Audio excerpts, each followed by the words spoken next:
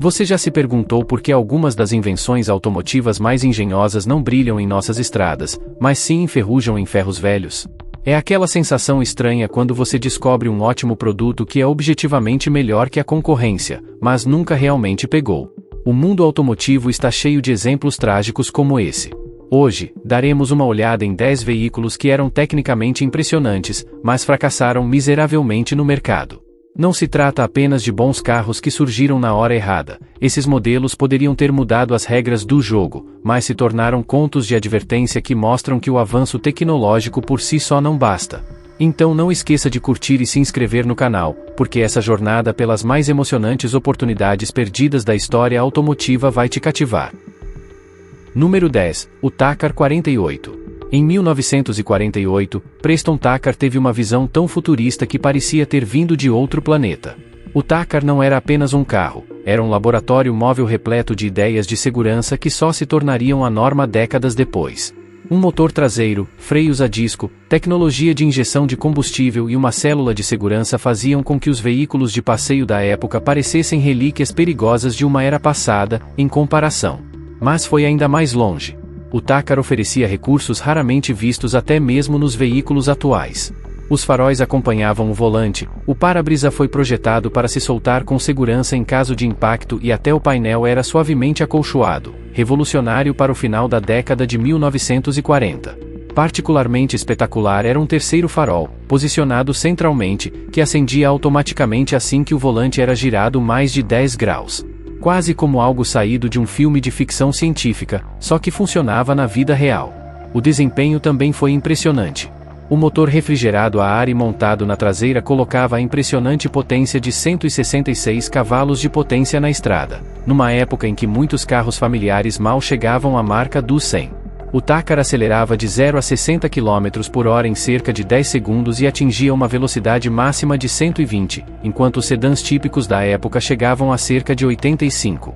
Por que essa maravilha fracassou? As três grandes, Ford, General Motors e Chrysler, sentiram-se ameaçadas.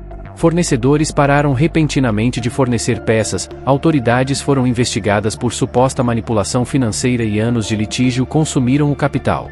Tacar foi absolvido, mas a essa altura a empresa já estava no fim. Apenas 51 exemplares foram construídos. Hoje, eles rendem milhões. A amarga ironia, quase todas as inovações do Tacar mais tarde chegaram à produção em série, apenas 2 décadas depois. Preston Tacar estava certo sobre tudo, mas ousou estar certo quando aqueles no poder não o permitiram. Número 9. O Pontiac Aztek.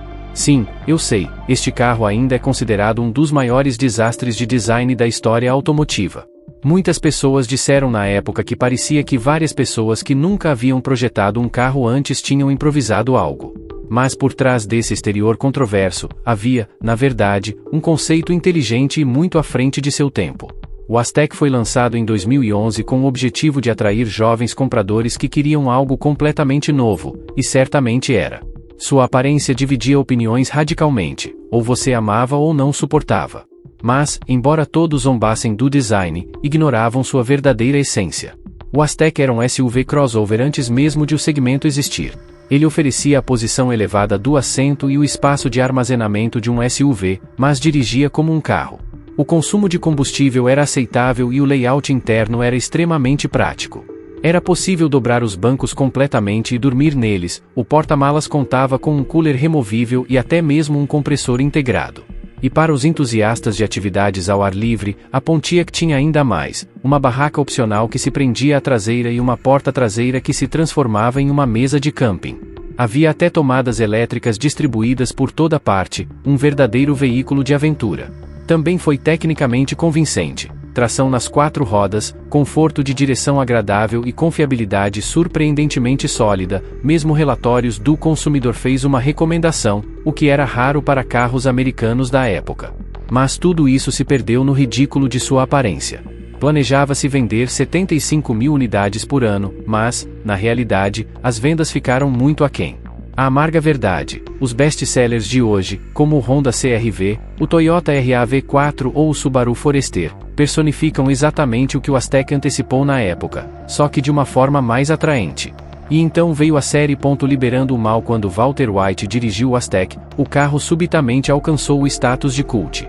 De repente, esse design estranho e prático não parecia mais tão insano, mas sim uma ideia brilhante que o mundo só apreciaria muito mais tarde. Número 8. O Saab 9000. Quando a Saab lançou este modelo em 1984, ele deveria ser o grande avanço na categoria de luxo. Não era apenas mais um carro peculiar da Suécia, mas uma tentativa séria de competir no segmento premium, sem abandonar as inovações típicas da Saab. E, de fato, o resultado foi impressionante. O Saab 9000 surgiu de um projeto conjunto com a Fiat, a Alfa Romeo e a Lancia, conhecido como Tipo 4.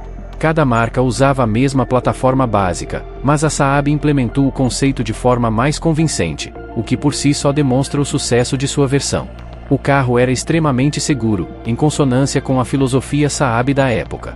O compartimento de passageiros estava entre os mais estáveis de sua época, as zonas de deformação eram projetadas com precisão, os bancos foram desenvolvidos por especialistas em ortopedia e até mesmo os cintos de segurança eram melhores que os da concorrência. Ao mesmo tempo, o carro era tudo menos lento. O motor turbo catapultava o sedã de 0 a 100 km por hora em menos de 8 segundos, um recorde para a década de 1980. A entrega de potência era tão suave que muitas vezes você só percebia a velocidade ao verificar o velocímetro. O interior do Saab também oferecia um caráter único. O cockpit era semicircular, quase como o de um jato de caça. A ignição ficava entre os bancos, no assoalho, um detalhe inteligente que dificultava a vida dos ladrões. Os bancos eram incomparavelmente confortáveis, mesmo em viagens longas, e o acabamento demonstrava sua verdadeira durabilidade. A versão Hatchback, em particular, se destacou pela enorme capacidade de carga, enquanto o conforto de condução e a precisão na dirigibilidade tornavam o carro adequado tanto para longas viagens em autoestradas quanto para estradas sinuosas. Então, por que não deu certo? A estratégia de marketing da Saab foi simplesmente infeliz. Eles anunciaram o carro como sendo especialmente para intelectuais ou arquitetos, o que parece charmoso, mas dificilmente vendeu em grandes quantidades. Enquanto isso, a BMW cunhou o slogan "Experiência de direção definitiva", e a Mercedes vendeu o prestígio da engenharia alemã. A Saab, por outro lado, oferecia a individualidade sueca, não exatamente a imagem mais atraente. Somado a isso, havia uma rede de concessionárias escassa, longas esperas por peças de reposição e altos custos de reparo quando algo quebrava. O Saab 9000 teve um bom desempenho na Europa, mas nunca se consolidou nos importantes Estados Unidos. Quando a Saab finalmente aprendeu a comercializá-lo melhor, o BMW Série 5 e o Mercedes Classe E já haviam se consolidado como os carros mais vendidos. Número 7. O Honda Insight de primeira geração. Quando a Honda lançou este modelo em 1999, causou sensação no mundo automotivo. O Insight foi o primeiro veículo híbrido a ser vendido nos Estados Unidos, alguns meses antes do Toyota Prius. E não foi apenas o primeiro, mas também uma pequena revolução tecnológica. Este pequeno veículo de 2 lugares atingiu valores reais de consumo de combustível de cerca de 3 litros por 100 km, um número que parecia quase impossível na época. Em comparação, os carros médios da época consumiam cerca de 10 litros, e muitos SUVs consumiam 15 ou mais. De repente, a Honda surgiu com um carro de aparência futurista que podia ir de Nova York a Chicago com um único tanque de gasolina. Foi quase como se a magia automotiva tivesse sido descoberta. A tecnologia era brilhante. O Integrated Motor Assist da Honda combinava um pequeno motor elétrico com um motor a gasolina, impulso adicional durante a aceleração e recuperação de energia durante a frenagem. A carroceria era feita de alumínio leve e o coeficiente de arrasto era extremamente baixo, 0,25, tornando o Insight um dos carros de produção mais aerodinâmicos de todos os tempos. Até as rodas foram otimizadas para baixo arrasto. E, apesar dos escassos 73 cavalos, o carro era divertido de dirigir. Pesando apenas cerca de 680 quilos, era ágil. A transmissão manual era precisa, a direção direta, não um carro para os fãs de ecologismo sacrificarem, mas sim um pequeno esportivo extremamente econômico. O interior exibia a lógica típica da Honda, tudo em seu lugar, boa visibilidade, bancos confortáveis. O painel digital exibia o consumo de combustível em tempo real, cada viagem se tornava um jogo em que você queria bater seu próprio recorde. Mas este foi o maior erro da Honda, o Insight era simplesmente muito idiosincrático. As rodas traseiras cobertas e a silhueta em forma de lágrima pareciam quase sobrenaturais, e com apenas 2 assentos, não era uma opção para famílias. E havia também o timing. No final da década de 1990, 1 litro de gasolina custava quase nada, e o incentivo financeiro para um carro híbrido era pequeno. Por cerca de 2.000 euros, o Insight também era caro, enquanto um Civic maior e mais prático custava cerca de 4.000 euros a menos. A Toyota reconheceu a diferença. O Prius, disponível como um sedã de 4 portas a partir de 2.000 euros, era menos eficiente, mas mais prático para o uso diário. Com o aumento dos preços da gasolina, o Prius se tornou um clássico cult, enquanto o Insight vendeu apenas cerca de 17.000 unidades nos Estados Unidos em 7 anos. A Honda inaugurou a era híbrida, a Toyota sabia como vendê-la. Número 6. O Citroën DS. Quando a Citroën apresentou este modelo no Salão do Automóvel de Paris, em 1955, o impacto foi tremendo. As pessoas pararam, o trânsito parou, este carro era tão futurista. Parecia que alienígenas com profundo conhecimento de aerodinâmica e elegância estavam trabalhando. O próprio nome foi um golpe de gênio. DS soa como déesse, em francês, que significa deusa. E era exatamente isso que este carro era, uma deusa do design automotivo que fazia todo o resto na estrada parecer ultrapassado. A carroceria parecia ser feita de uma única peça de metal, sem arestas ásperas ou linhas desnecessárias. Mas a verdadeira revolução estava na engenharia. A suspensão hidropneumática substituiu molas e amortecedores convencionais por uma combinação de fluido hidráulico e acumuladores de nitrogênio. O resultado foi uma experiência de direção mágica. O DS praticamente flutuava sobre buracos e solavancos que teriam destruído outros veículos. Ainda mais surpreendente, a distância ao solo podia ser ajustada em tempo real. Meio fio no caminho? Basta elevá-lo. Quer mais eficiência na estrada? Abaixo. Mesmo com um pneu furado, o DS ainda conseguia se mover sobre 3 rodas, quase como um tapete mágico em forma de automóvel. Mas as inovações não pararam por aí. Direção hidráulica décadas à frente do mercado, assistência de frenagem potente, transmissão semiautomática, algo quase inacreditável para a década de 1950. Até os faróis apontavam, iluminando as curvas antes mesmo de entrar. No interior, o cockpit parecia saído de uma nave espacial, os bancos ofereciam conforto excepcional e o acabamento artesanal definia padrões. Então, por que não um triunfo global? Na França, o DS tornou-se um símbolo da proeza da engenharia nacional, transportando presidentes e celebridades, mas internacionalmente teve dificuldades. A tecnologia era altamente complexa, as peças de reposição caras e as oficinas regulares sobrecarregadas. Nos Estados Unidos, por exemplo, carros grandes, cromados e com aletas de cauda dominaram as décadas de 1950 e 1960. A elegante contenção do DS não agradou lá. Além disso, não havia uma rede de concessionárias forte e as poucas oficinas existentes tinham pouca familiaridade com o complexo sistema. Apesar de mais de 1 milhão de unidades vendidas em 20 anos de produção, o DS continuou sendo um fenômeno essencialmente francês, um carro que poderia ter mudado o mundo, mas se tornou um ícone principalmente em seu país de origem. Quinto, o Mazda RX-8. Em 2003, a Mazda embarcou em uma verdadeira aventura. Eles pegaram sua lendária tecnologia de motor rotativo, refinaram na perfeição e construíram um coupé esportivo completo em torno dela.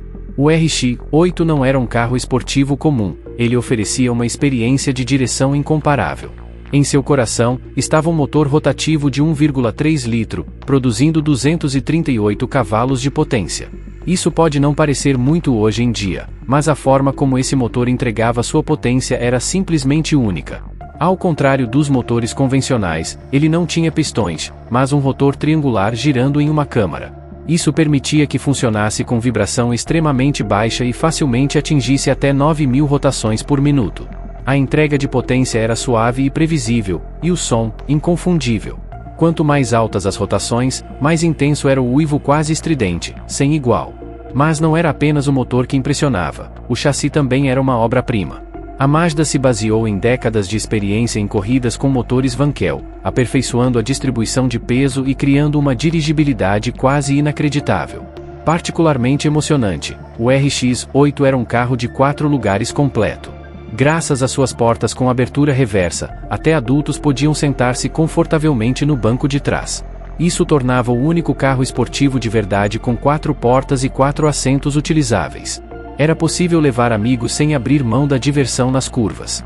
Ele também causava um impacto visual impressionante. Linhas fluidas, proporções dinâmicas e as características portas estilo livre faziam com que parecesse rápido, mesmo parado.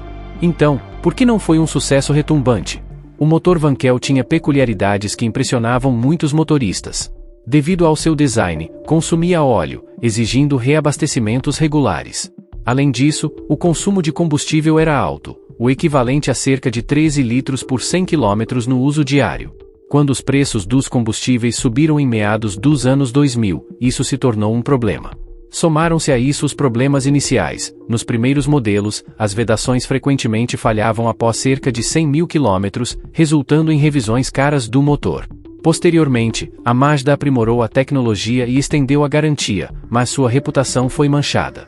Além disso, os motoristas do RX-8 precisavam acelerar o motor regularmente para evitar depósitos. Dirigir o carro com muita suavidade trazia o risco de danos. Muitos proprietários ficaram simplesmente sobrecarregados com isso.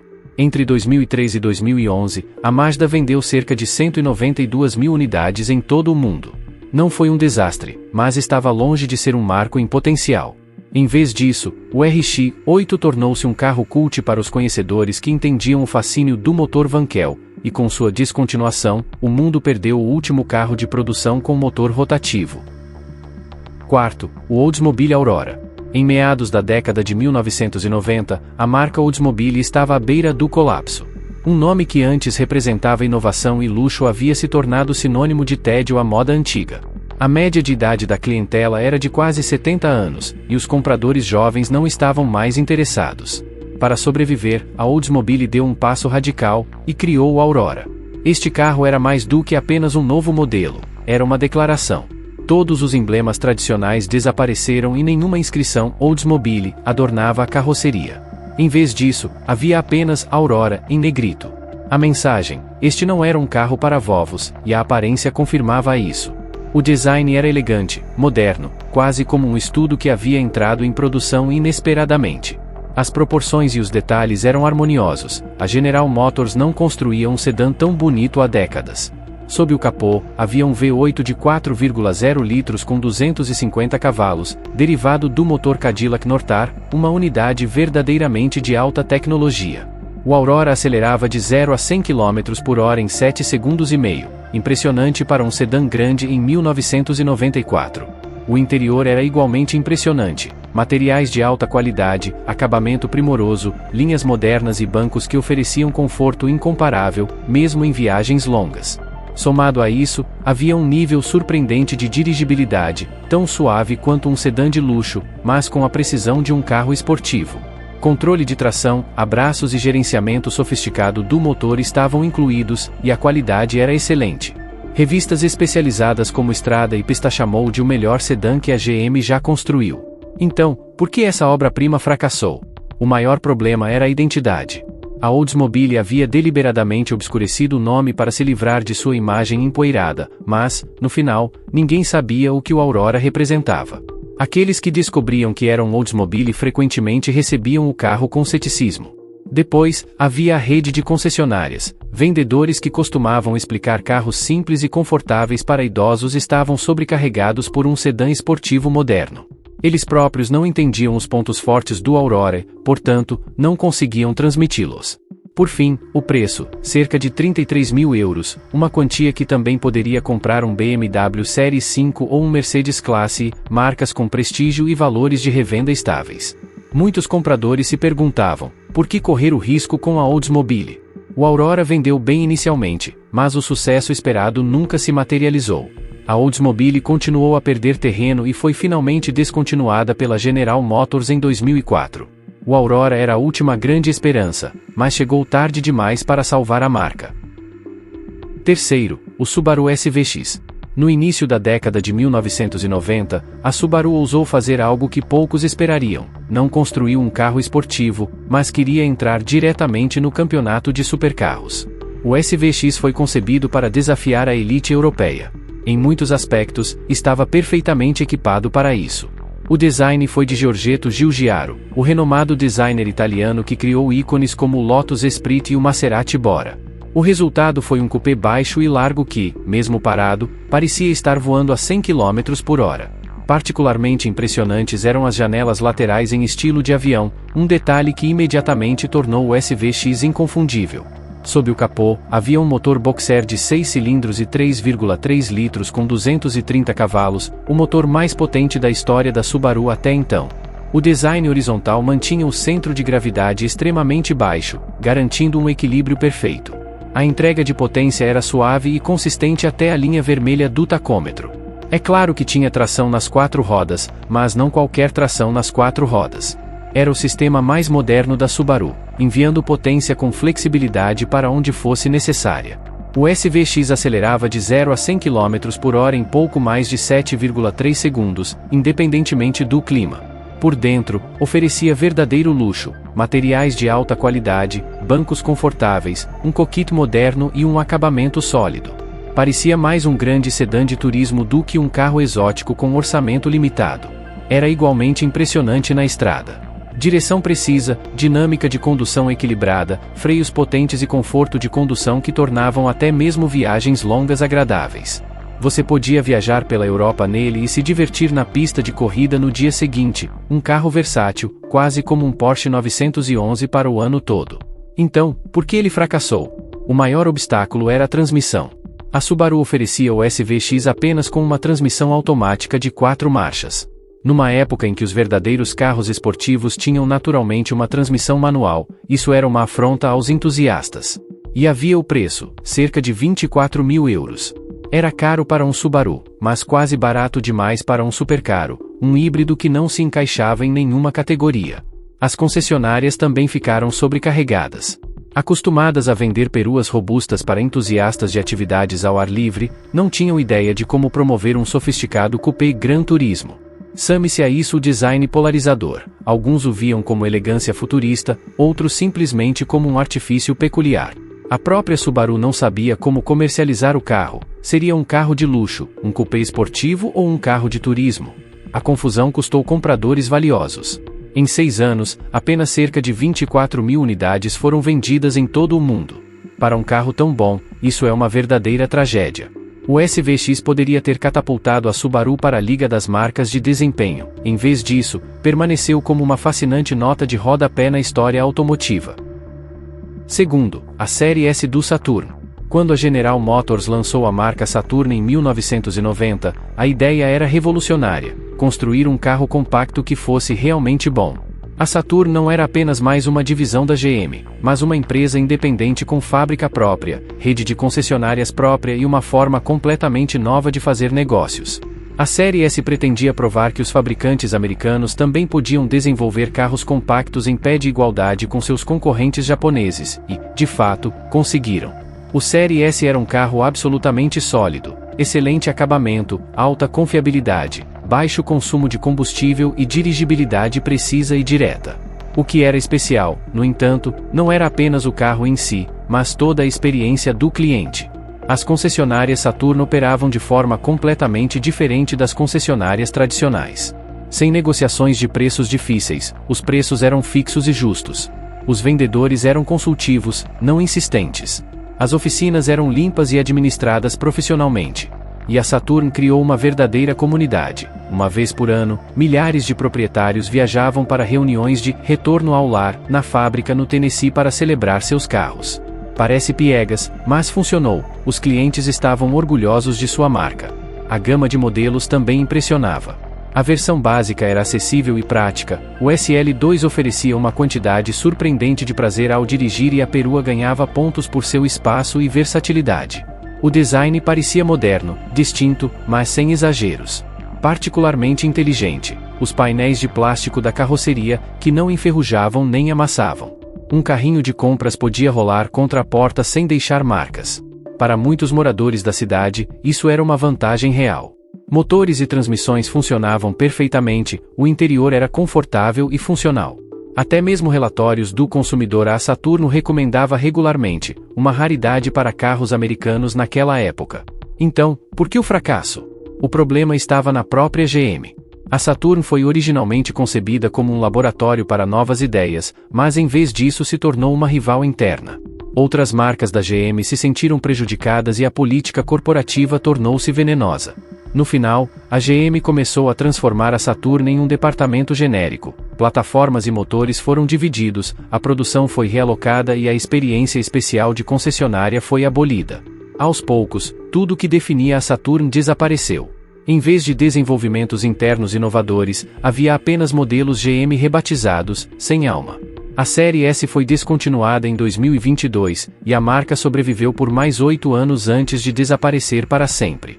Em seu auge, a Saturn vendeu mais de 300 mil veículos anualmente e atingiu um nível de satisfação do cliente com o qual muitos fabricantes só poderiam sonhar. Número 1. O Chevrolet Volt. Em 2011, a General Motors lançou um carro que deveria ter reescrito as regras do jogo. O Volt não era um híbrido comum, mas um conceito completamente novo que resolvia praticamente todos os problemas dos carros elétricos clássicos. Era visionário, tecnicamente brilhante e muito à frente de seu tempo. Deveria ter catapultado a GM para a vanguarda da mobilidade elétrica. O que tornava o Volt tão especial? Era um carro elétrico que não precisava ser recarregado, mas era possível. Sua bateria podia percorrer cerca de 60 km apenas com energia elétrica, o suficiente para o deslocamento diário para o trabalho ou compras. Quando a bateria estava fraca, um motor a gasolina entrava em ação, gerando exclusivamente eletricidade e aumentando a autonomia para mais de 500 km. Isso eliminava o maior problema dos carros elétricos, a ansiedade de autonomia. No dia a dia, você o usava como um carro elétrico silencioso e eficiente, mas em viagens longas, não precisava se preocupar com estações de recarga. Era a combinação perfeita dos dois mundos. A tecnologia por trás dele era extremamente sofisticada. O sistema de propulsão era único. O motor elétrico proporcionava torque instantâneo e aceleração suave, enquanto o motor de combustão acionava apenas o gerador, não as rodas. O sistema de bateria era seguro, confiável e perfeitamente integrado ao veículo. Tudo funcionava perfeitamente em conjunto. O Volt oferecia uma experiência de direção suave, confortável e altamente eficiente. Muitos proprietários descobriram que quase nunca precisavam de gasolina no uso diário, pois a autonomia elétrica era perfeitamente suficiente para seus deslocamentos diários. O interior também impressionava: design moderno, materiais de alta qualidade, dirigibilidade inteligente e muito conforto. O Volt parecia um veículo de produção de alta qualidade, não um experimento técnico. E era até divertido de dirigir.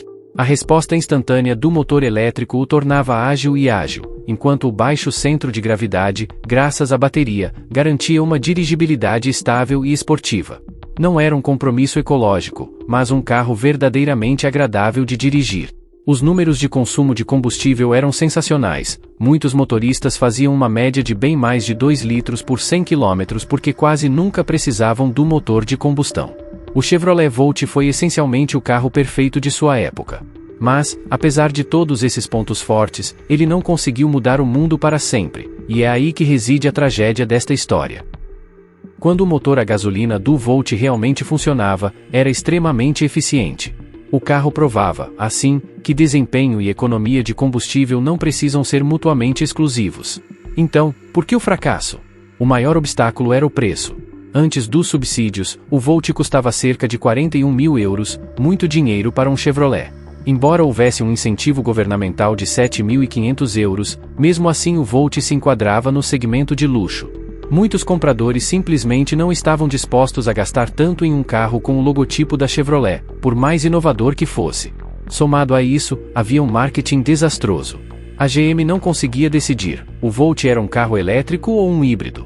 A comunicação era contraditória, e a maioria das pessoas não entendia como o veículo funcionava ou porque ele era diferente de outros híbridos. Problemas iniciais de confiabilidade e um recall relacionado à bateria aumentaram ainda mais o ceticismo. Embora os defeitos tenham sido resolvidos rapidamente, o dano à imagem da empresa já estava feito. Muitos consideravam a nova tecnologia arriscada de qualquer maneira, e os relatórios confirmaram suas dúvidas. A própria marca também era um obstáculo. A Chevrolet representava carros acessíveis para o dia a dia. Oferecer um carro ao preço de uma marca premium era difícil de vender. Se a GM tivesse comercializado o Volt como um Cadillac, a história poderia ter sido diferente. No total, a GM vendeu cerca de 150 mil unidades em 7 anos, antes da descontinuação do Volt em 2019. Não foi um fracasso completo. mas estava longe de ser o sucesso merecido. O Volt poderia ter colocado a GM na vanguarda da mobilidade elétrica. Em vez disso, a Tesla assumiu esse papel, enquanto a GM desperdiçou um dos desenvolvimentos mais inovadores de sua história. Isso conclui nossa análise de 10 carros que foram brilhantes, mas foram rejeitados pelo mercado. Do Takar com suas ideias de segurança ao Volt com seu conceito elétrico, esses veículos frequentemente estavam décadas à frente do mercado. Mas qual dessas tragédias automotivas você acha que merece mais reconhecimento? E você conhece outros modelos que fracassaram apesar de suas qualidades excepcionais?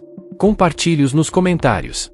Se você gostou dessa jornada pelos grandes da história automotiva, não se esqueça de curtir e se inscrever no canal. Até a próxima!